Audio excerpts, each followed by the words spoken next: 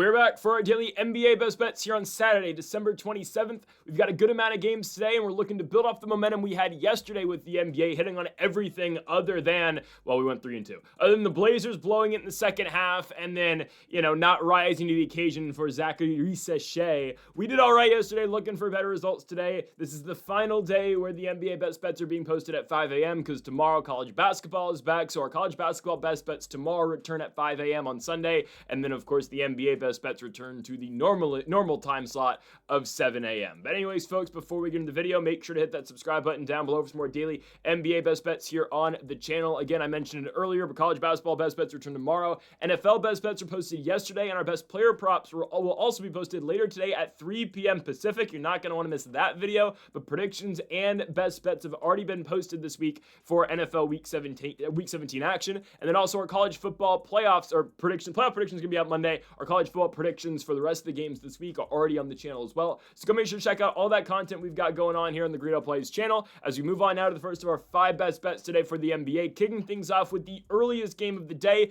2 o'clock over on the West Coast in California, as we have the Dallas Mavericks taking on the Sacramento Kings. I'm going to go Dallas minus 135 here on the road. Yes, the Kings have kind of put together a little bit of momentum. We talked about it before Christmas, how the Kings won a huge matchup at home against the Houston Rockets. I was at that game. We thought, oh, maybe the Kings are finally moving towards something. They play the Pistons somewhat competitively, but guys, that Rockets game and the conclusion I've come to while watching that Sacramento-Houston game and watching the rest of the Sacramento Kings season here in 2025 as we move on to 2026 in a couple days is that was a fluke. That was an outlier. The Kings are not that good. Well, we've known that. There's no doubt about that. The Kings are 7-23. They're a part of that losing bunch that we always see at the bottom of the standings. However, we do need to say the Los Angeles Clippers beat the Blazers yesterday. They're on a 3-game winning streak ever since Tyronn Lue has given the team an ultimatum like, hey, we win, or I don't know what he could put against them. But regardless, like the goal has been set for the Clippers. That team's going to make the play-in, guys. The Clippers are going to be the 10 seed. I want to put that out there right now. The Clippers are only 2 games out with 9 victories. My goodness. Anyways, though, we can't really, group the Clippers in this bad tier anymore, but the Kings have the 3rd worst record in all of basketball, only behind both the Indiana Pacers and the Washington Wizards, 2 teams that have 6 wins each, and somehow, some way, the Pacers have tanked their way to the bottom of the standings. They're going to have the best odds to get the number 1 overall pick. It is going to be cinema when Tyrese Halliburton is playing with AJ DeBonsta for the next decade over at the Gainbridge Fieldhouse. I cannot wait. The Pacers are going back to the finals next year. DeBonsta, Halliburton, Siakam. It's going to be glorious. I can't wait. They're going to get fully healthy. They're going to bring in a center. Oh, the Pacers are going to be so back, and we're going to be right back on track with our Pacers NBA championship run next year, next summer. Just you wait. Okay. I'm taking, though, the Kings to lose today. Guys, if the Kings are ever offered at a somewhat reasonable price, we probably take the team that they're playing. I know they won that big game against the Rockets, but there's a major reason I am going to pick against the Kings tonight, and it's beyond just, well, the Kings. They're 7-23. Yeah, Keegan Murray's out. And Keegan Murray's out for the foreseeable future. Well, at least just a week, but regardless, it doesn't matter how long he's going to be out for our sake. He's out for the time being. Keegan Murray, the official report is Keegan Murray has been diagnosed with a mild strain in his right calf and will be reevaluated by the medical staff in 1 week. Again, we know the NBA and calf injuries, they don't take those lightly anymore. We're not going to see Keegan Murray for a little bit. So that is a major part of this Kings team out. We know Zach LaVine's still injured. We know that Domantas Sabonis is still out. So they're going to be trotting out a starting lineup tonight of likely Russell Westbrook, they don't start Malik Monk. They don't play Malik Monk. It's going to be Russ. They probably go Russ, Schroeder, DeRozan, either Clifford/Achua or Raynaud. I don't know what they're going to do without Keegan tonight. Regardless, the Kings are going to be trotting out a bad starting lineup. They're going to be relying on a bunch of points from DeMar DeRozan, and that's just not going to go very far for them. I assume they're going to start Achua and Raynaud, and then I guess they have to start Neat Clifford, and maybe they start Dylan Cardwell. I don't know who that 5th starter is going to be. We know it's not going to be Malik Monk or Keon Ellis because both those guys are in the never-ending doghouse with Doug Christie over in Sacramento. It doesn't matter who starts for the Kings, though. You take away 3 starting players, and I understand Zach LaVine. We always say it. LaVine's not the best, but you'd still rather have him on the court. Probably. I know he doesn't play defense, and he's literally a traffic cone out there, and he just olays everybody. But you're out all these starters, and with being out starters means, okay, well, then your bench players have to play, and then you're out just main rotational pieces. Now we're going to have to play Doug McDermott. You're going to have to play Dario Saric. It's 2025, soon to be 2026, and Doug McDermott and Dario Saric are nearing a rotation in the NBA. Yeah, that's just not going to cut it. And Keegan Murray is such a big part of this team. I know Murray doesn't put up big numbers every single game. Hell, before he got injured in the Detroit game, he played 20 minutes and only had 2 points. But Murray's always just such a threat on the court. I mean, he's always going to be there from 3. If Sacramento needs a big shot, he can always drive to the, he can drive to the paint if you need him to as well. You take him off the court, it gets brutal sometimes. And yeah, DeRozan's still gonna have some nights. Russell Westbrook's doing his thing. I can't trust in the Kings to win. And yeah, the Mavericks are without Anthony Davis. That's why this game's priced like this. And of course, right, AD's out. They're saying he's questionable. We know Anthony Davis is not going to play. The Shams report was that AD has sustained a minor groin injury and is likely to miss a few games. Davis, who's a significant trade target, will be evaluated daily because the Mavs are going to take a cautious approach with injuries, especially for Anthony Davis, because they're planning on trading him. The same guy you traded Luka Doncic for. You're just getting ready to trade a year later. Awesome. The Mavericks are reporting Davis is questionable. I can tell you now he's not going to play, and that's all right. We'd like to have Anthony Davis, but it's not a necessity in this spot with Cooper Flagg, who is emerging to be one of the best players in basketball right now. Yes, I said it. He's been that good. Ryan Nembhard at the 1. Najee Marshall's been hooping this season. I'm going to take the Mavericks to go on the road and win this game. I think it's a fairly easy spot for them. Kings don't play defense. Mavs should be able to win, coming off that loss on Christmas to the Warriors. Give me minus 135 for the Dallas Mavericks to go on the road to Sacramento and beat the Kings. On now to our second best bet of the video. Let's go to our first player prop. Yes, I'm fading Jokic. I understand. I know he royally screwed us on Christmas because the guy couldn't miss. He had 56 points. He had a 56-point triple-double. It was ridiculous. I understand. However, I am going to take the under on Jokic tonight. There is a reason for this. I considered going Magic, straight up Magic plus 4.5, but instead I'm going to go with the under on Jokic points. He had a phenomenal game against the Minnesota Timberwolves, 100%. Played overtime, the same overtime period where the Nuggets scored 25 points in 3 minutes. It doesn't sound real, but, well, Scott Foster was officiating, so that's a major reason towards that. But regardless, Jokic scores 56 points in 43 minutes on 22 of 23 shooting from the free throw line and 4 for 6 from beyond the arc and 15 for 21 from the field. You know, you may not want to hear this, but I believe Jokic is one of the most insufferable players in the league. And it's not like I don't think he's good. I think Jokic is an immense talent. I think he's one of the greatest talents to ever play the game. And albeit like he's probably the best skilled player to ever play the 5. Maybe. I don't know. He's one of the greatest centers of all time already. He doesn't need to flop as hard as he does, but my goodness, dude. Jokic, especially in big games, I mean, the guy just flops around like a fish around the court. I mean, and I'm not denying his talent. I think Jokic is phenomenal. He's averaging 30, 12, and 11 this season. He's still probably not going to win the MVP, but actually, he might win the MVP now that Shea's team isn't on a historic pace. So maybe it might go to Jokic again. I don't know. We'll see. Continues to play like that, I think he's going to get it. I mean, hell, we can look at the odds right now. Jokic is actually the favorite now. Plus 105 for Jokic, plus 115 for Shea, and then plus 650 for Luka, and then everybody else. It's going to be Jokic or Shea like it's going to be for a while until Wembanyama starts getting that equation, getting that conversation, which he'll probably start being in next season. But anyways, that's my problem with Jokic. He doesn't need to play like that. But I mean, the dude acts like he just got hit by a Mack truck when Dante DiVincenzo barely touches him. I don't know. And I'm not denying the fact that he is a star. He's maybe the best player in the league behind Shea, in my opinion. I think the second best player in the NBA. Defensively, he's still kind of a mess, but it's okay. Like, Jokic doesn't need to play lockdown defense. He's a damn talent. I completely understand. I think he's going to go under tonight, though. Yes, he scored 56 on Christmas. Let's look at the 4 games prior to that for Jokic, though. 23 points against the Magic in 38 minutes. Same matchup here. Played 38 minutes against Orlando. 23 points. Okay. Again, that's history. 25 points in 29 minutes against the Rockets. 14 points in 29 minutes against the Jazz. 29 points in 36 minutes against the Dallas Mavericks. And then he erupts for 56, which we always know is Jokic is capable of doing that. Obviously, that is a concern. Obviously, if you're betting against Jokic, that can always happen. I understand. I think this is going to be an off night. This goes beyond just, oh, well, look, Jokic is due for a bad night. He just exploded in one game. Now, again, I'm going to go back to my original point. I was thinking about taking Magic spread here because it's a good spot for them, guys. The Nuggets, great win on Christmas. And trust me, we're going to apply this later in the video as well with the other team in that Christmas Day game, the late night game. But just think about this. You got to take travel and all this into account. Denver plays a 7:30 game, or a 6:30 game, I guess, out there in Mountain Time Zone, but a 6:30 game against the Wolves. They don't get done till 10 o'clock or later local time for that game. And you get one day off the day after Christmas, and now you're already getting back on the road and you're going cross country to Orlando. It's not like you're playing another home game. It's not like you're playing, I don't know, in OKC or down in Arizona where it's not a far trip, or Utah. No, you got to go cross country to one of the furthest trips you can take, all the way down to southern Florida. Central Florida. It's not ideal. You don't want to go on that trip right after. You're tired. Jokic just played 40 plus minutes. Murray played 40 plus minutes. It's also a Nuggets team that is shorthanded, and it didn't matter against the Timberwolves. I understand. No Christian Brown, no problem. No Cam Johnson, no problem. No Aaron Gordon, no problem. They still found a way to get it done. Still, though, all that travel, all that wear and tear, I think that the Nuggets are going to struggle, but I think Jokic is going to struggle. Guys, we need to talk about Jamal Murray, too, and Jamal Murray's shot-making ability. I'm watching that game, and I'm pissed off watching that the Wolves are coming back, and they do come back. They go up by 9, and every big shot, there's Jamal Murray or Nikola Jokic. Murray's an absolute monster. I can't deny that as well. I mean, these two guys are phenomenal.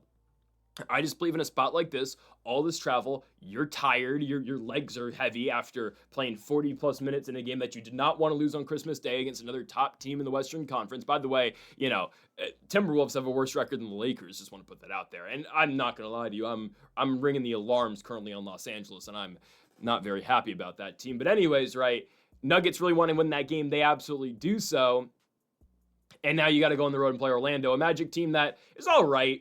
I mean, I think their record's a little bit better than they actually are. And yes, the record's only 17-14. I don't think they're very good, but it's okay. I think the game's going to be competitive. We know the Nuggets don't really play defense, and that's obviously, look at the comeback the Timberwolves make with 4 minutes to go. Again, credit on the Timberwolves side on that, obviously. And sure, again, the Nuggets played well too. I'm not going to not deny that, but I'm going to go with Jokic under 30.5 points. I mean, we've seen Jokic in games where he's not on short rest go under this line. Again, look at 4 of his last 5 games. Jokic has gone under the mark on this.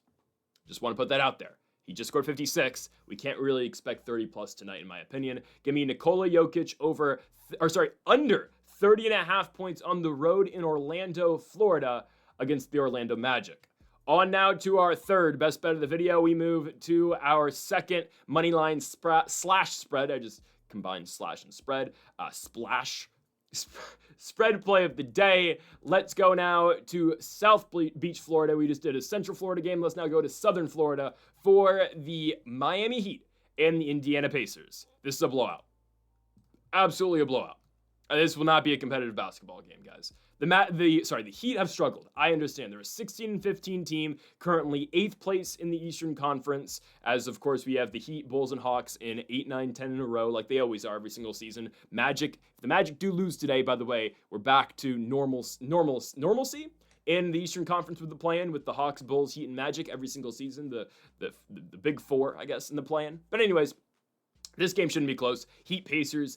It comes down to a couple factors. I think the biggest one, Indiana plays yesterday at home against the Celtics. They get off to a hot start, man. They are firing on all cylinders early in that basketball game, and they just fall apart. And eventually, the Celtics win the game 140-122. Again, Indiana is purposely tanking. That was made very apparent after they dropped their first 4 games. They were very competitive against the Oklahoma City Thunder on opening night in Indiana on ESPN. Had a lot of hope for Indiana. Then get blown out in Memphis. Gonna play a competitive game in Minnesota. Competitive game in Dallas. Lose. I'm telling you, once they came back from that road trip, 0-4, Carlisle and company just said, okay, we're not trying to win anymore. We're going to throw in the towel. It's time for DeBonsta. It's time for Darren Peterson. Boozer, I want DeBonsta or Peterson if I'm Indiana. I think the NBA better reward them, man. I mean, you sell out for an NBA championship. Halliburton is out for a year. Full year of tanking. This team better be rewarded with the number 1 pick. I do not care. We know the NBA controls the draft lottery because, of course, I don't want to hate on the Spurs, but I mean, that is a super team constructed by Adam Silver. I mean, that Adam Silver constructed that team to go against Sam Presti and the Oklahoma City Thunder. Nobody's telling me otherwise. Drafting Wemby, Castle, and Harper in 3 straight years because they had top 3 picks in 1, 2, and 2. Or no, Castle was like 8, but still. I mean, having all those picks in a row, come on now. I mean, you're not telling me that they're not rigging some stuff. And LeBron James has also said that, by the way, that they are rigging the lottery. Castle was the 4th pick, so they had a 1, 4, and 2 in 3 straight seasons. Come on. That's just unbelievable stuff. So they better reward the Pacers in the offseason because the tank is real and the tank continues tonight. Another tanking opportunity for the Indiana Pacers. They're going to Miami to take on the Heat. Yes, both teams did play last night, and Miami actually picked up a victory, unlike the Indiana Pacers. Going on the road to Atlanta, Georgia, and beating the Hawks. Of course, nowhere near the amount of travel Indiana's going to have to do, going all the way up from Indianapolis down to Florida. Obviously, Georgia, Florida right next to each other. And the Heat win that game, going to 16-15. Don't look now, the Hawks are continuing to lose basketball games. They're 15-17. They're still in the play-in because everyone else in the East sucks, but yeah, interesting stuff. The Hawks, who at one point in time looked unstoppable this season at points, I don't know, play-in team at best now, which kind of sucks, but it is what it is. Anyways, I look at Miami. This should be another blowout. They just beat Atlanta on the road by 15 points. Indiana gets blown out in pretty much every single game that they play. How about losing by 18 points, my goodness, math, to the Boston Celtics? How about losing by 17 points to the Milwaukee Bucks? In Boston, only lost by 8, whatever. In New Orleans, losing by 19 points. I mean, this team gets blown out. Losing to Washington at home by 19, and now you're on a second out of a back-to-back. Yes, Miami's on that same exact thing too, but you've got to think about travel. You got to think about teams that are actually trying to win this game. By the way, Bam Adebayo doesn't play last night against the Hawks. Same thing with Tyler Hero. Maybe they play the second night of a back-to-back. I don't know, again, if Hero's going to be back. I think Adebayo definitely will. We'll see about Tyler Hero. Regardless, even without Tyler Hero and Adebayo, this team should still blow out Indiana. With Davion Mitchell, Norman Powell, Andrew Wiggins, Jaquez, Khalil Ware, this team still should blow out the Pacers. A Pacers team that's clearly not trying to win. A Pacers team that is very injured still. Neesmith still out. Obviously, Hallie out. Toppin out. Shepherd out. Isaiah Jackson has the concussion that should have been reviewed or whatever. NBA kind of dropped the ball on that one from what I know about that situation. I'll be honest with you, I'm not watching as much Pacers basketball without Hallie this year. Okay, when Halliburton plays, I watch every Pacers game this year. It's just hard to watch this, you know. When Oladipo got hurt, I've been a Pacers superstar fan for a while in terms of I'm a fan of the big stars on Indiana for reasons, though. I want to say this. I've been a Oladipo guy since his time over in Assembly Hall in Bloomington. But anyways, like the Oladipo injury year where he was out, this team was still, fun to watch with Miles Turner and Wesley Matthews that season. There were guys I could watch that team. I can't watch this. And you can tell Siakam's fed up with it, but it's all part of the process, okay? This is a throwaway year. It is what it is. We're waiting until next year with Indiana. They're getting blown out tonight. It's a 6-25 team taking on a 16-15 team on the road in Miami. Yeah, I'm going to go with the Heat here. I don't know if Hero and Adebayo are going to play. I think definitely Adebayo is a lot more likely to play than Tyler Hero is. Regardless of who's playing, Miami should still win this one. Again, they just went to Atlanta and won by 15 points. They now return home to the Chiesa Center, I think it is, Chiesa Arena, to take on the Pacers, a Pacers team that's on the second night of a back-to-back, a team that just got blown out yesterday by Boston, a team in which Boston put up 140 points on. I think we all know how this game is going to go. It should be an absolute blowout, and I'm going to be taking the Miami Heat to get this one done. -8.5 for the Heat at home to blow out the Indiana Pacers, likely, again, by more than double digits. Well, not more than double digits. That would be triple digits. You know what I mean. It's going to be a blowout. On to our fourth best bet of the video. Let's go to another team and player on the second night of a back-to-back. We're going to the Chicago Bulls and Milwaukee Bucks game, still in Chicago for the Bulls. I'm taking Josh Giddy over 8.5 assists. How about the Bulls yesterday, man? We had talked at length about the potential injury concerns for the Philadelphia 76ers, and I said, you know what, I'm going to take Chicago because I don't know who's playing for the Sixers, and we know a lot of guys are not going to play, at least we thought.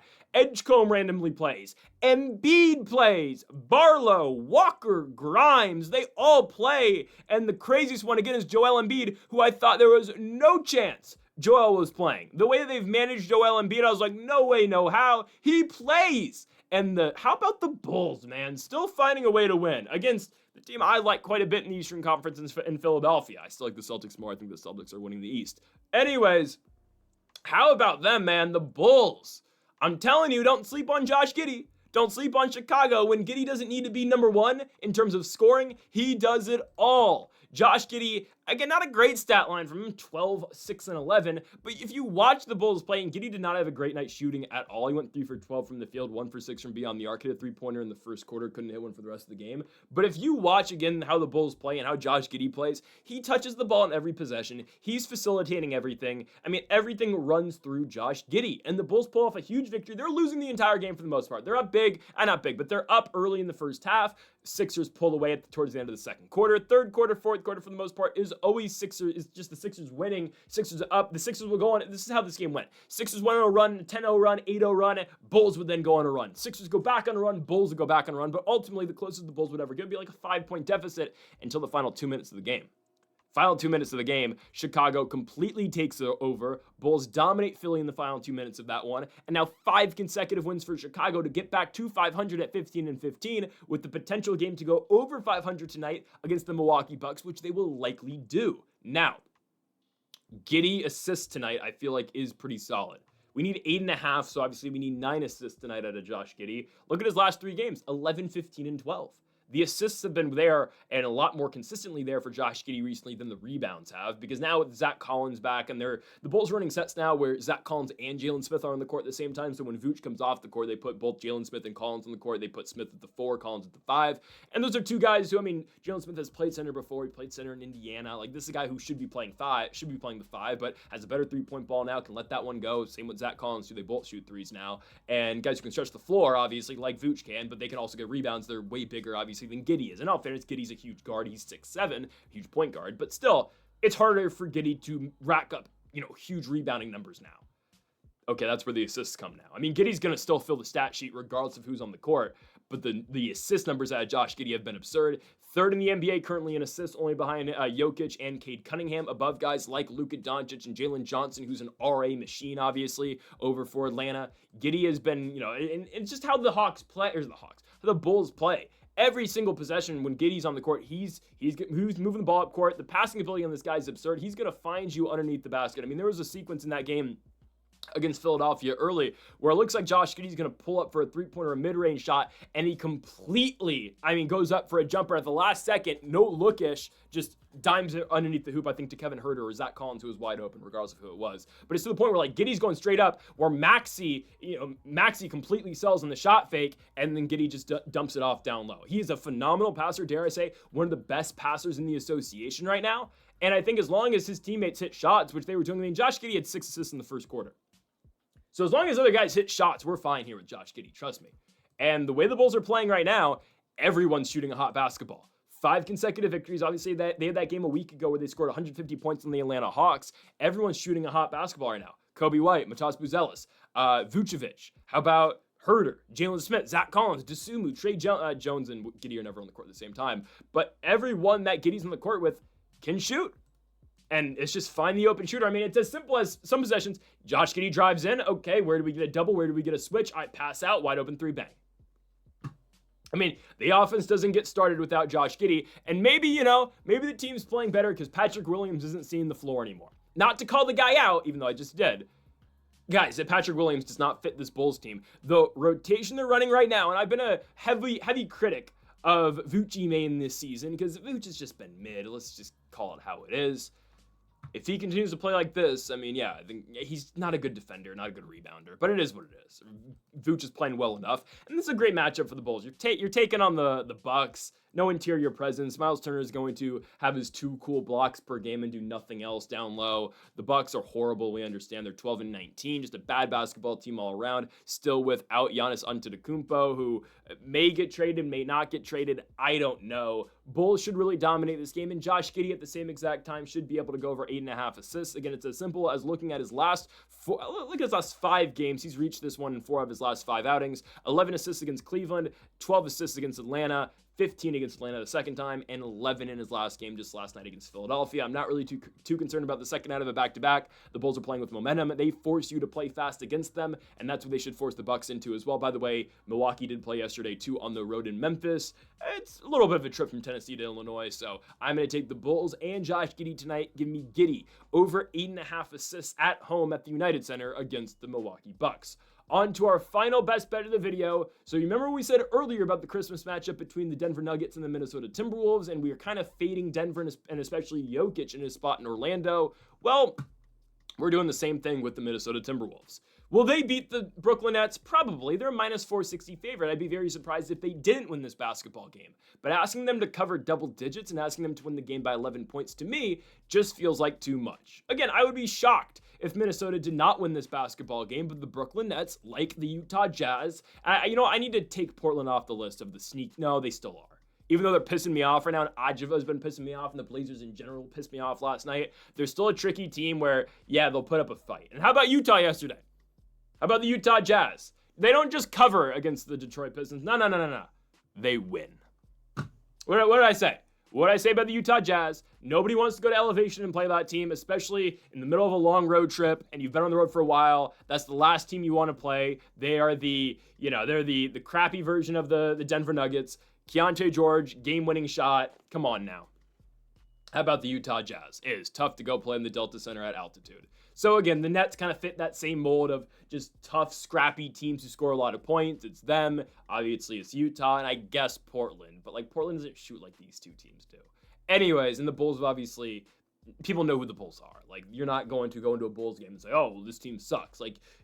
Teams are aware of their presence. A lot of teams aren't aware of what's going on in Brooklyn and Utah. Because why would you? They're not very good. So here's the thing.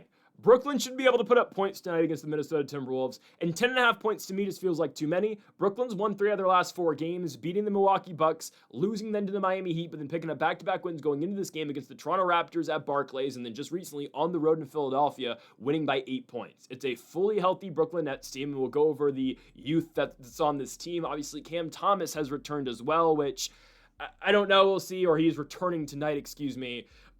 Well, I'll talk about that. I have thoughts about Cam Thomas, and that's my only hesitancy with this pick, but I still think we're fine. The Timberwolves, again, like that same point I mentioned earlier about the Denver Nuggets. Okay, you just played a slobber knocker, let's call it. Shout out to good old JR. They just played a absolute craziest game you can play. Down 14 points with 3 minutes or 4 minutes, and you find a way to tie the game. Anthony Edwards game-tying three-pointer. You think you're going to win. You're up 9 points with 3 minutes to go in overtime, and you lose. So you screw yourselves. You screw us. Scott Foster screwed us. He screwed Ant. He screwed everybody. Screwed Chris Finch. It's okay. Screwed Dante DiVincenzo. It's fine. Okay.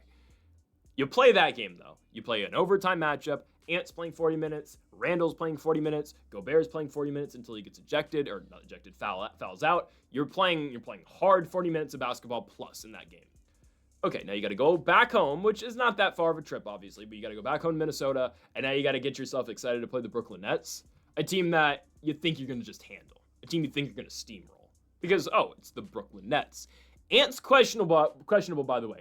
I think he's going to play, but if Minnesota is going to sit Edwards, it would be right now. Obviously, he was fine at the end of the game, right? Because there's a moment, I think it was the second quarter, where Ant got hurt. I think it was it might have been the first quarter. Ant gets hurt. They have, it was the second quarter, second or first quarter. Ant gets hurt. They've got, something on Ant's shoulder to help him feel better. He looks fine coming out of the timeout, regardless of playing the rest of the second quarter. Comes back out in the second half, immediately gets screened on, I'm not joking, first 5 seconds of that second half. Jokic screens him, and bang, Edwards, hits off of Jokic, obviously, and he immediately grabs his shoulder, and he's doing this for a while. Obviously, the guy was fine. He dropped 44 points and hit the game-tying 3 and was on fire towards the end of that game and towards, at the end of regulation on to the beginning of overtime. But he is questionable. And if they do want to if they want to take a precautionary look at this, they might sit Edwards tonight. They are just playing the Brooklyn Nets, and you're at home. You should win regardless. So I just want to put that out there. There's a chance he doesn't play. Mike Conley questionable due to rest. Terrence Shannon Jr. out with a foot injury. And at the same time, Brooklyn gets back Cam Thomas. Now, my thoughts about this are, I don't know if it's going to help Brooklyn. Because I think what they've got going on right now is really working. Michael Porter Jr. takes a majority of the shots. Igor Demon's getting more and more comfortable being the starting point guard for this team. Noah Clowney and Nick Claxton have their roles as bigs. And then you also have Terrence Mann in the starting lineup prior to Cam Thomas coming back. Terrence Mann's done the same thing on every single team that he's been on, well, especially just the Clippers. Sits in the corner. If he gets a wide open 3, he takes it, but he's there to play defense. Okay, Cam Thomas doesn't play defense. Cam Thomas scores, but you already get that scoring with Michael Porter Jr. and, things open up for other MPJ's teammates when he's scoring and dropping 25 points per night, which he's currently doing without Cam Thomas, 26 points per night. And now you bring back Cam Thomas, who is legitimately just a scorer. Thomas this season averages 22 points, 1 rebound, and 2 assists. That's all he does. I mean, look at every single year Thomas has. I mean, last year averaged 24 points per game and 3 assists per game and 3 rebounds per game. It's really all he offers. And he's a really good scorer at that. He puts up numbers. At the same time, though, they have kind of been empty numbers. They've been numbers for a team that's been losing. and a team that doesn't expect to win. And obviously Brooklyn, with Cam Thomas coming back, it's not like he's been gone now all of a sudden. Oh, the Nets are trying to win. There's a winning mindset now in Brooklyn. Hell no. They're still obviously trying to lose, or winning is not a priority, let's say. It's not. That's a better way of putting it. It's just, how now does this work when MPJ's been the guy for the last, 20 games? And yeah, they obviously were playing together at the beginning of the season. They weren't winning, though. I mean, how many games did they win with Cam Thomas this year? 2? They've won... No. Sorry, they haven't won a game yet with Cam Thomas. They went 0-7 to start the year with Cam Thomas playing. And he puts up numbers, but that's a product of taking 25 shots, 25 shots a game. I'm a little concerned. I still think they're going to cover because of the difficulties I believe Minnesota's going to have tonight, coming off of that overtime game. Potentially no Anthony Edwards. I don't know. We'll see. Again, they might just be, precautious on that. They might, they might be conservative in bringing back Ant just in case. Obviously, that injury is more than they think it is, and he was just, that was just adrenaline. He was playing through it. But I am a little bit concerned with Cam Thomas coming back. I think he'll be fine. I think we might see the limited minutes for Thomas because he hasn't played since early November. Thomas hasn't played. So if Thomas does screw up what the Nets have been building, he's not going to play that much because, the current report via Jody Fernandez, obviously head coach of the Brooklyn Nets, is that he is, it's expected he's going to see heavy restrictions tonight. Makes sense. So I'm gonna go with the it's a hamstring injury too for Cam Thomas. So again, don't want to really play with those. I'm gonna go Brooklyn to cover 10.5 points. Yes, with Cam Thomas back, potential no Anthony Edwards. I'm gonna take Brooklyn to keep it somewhat competitive, and they've been doing that in Minnesota, by the way, in their victories. They don't blow anybody out. Just want to put that out there. 3-point win over how about a 3-point victory over the Bucks a week ago? I mean, they keep teams in games. Back when the Clippers were ass, 3-point win at home against the Clippers. We're losing a lot for that game. 7-point win on the road against the Pelicans.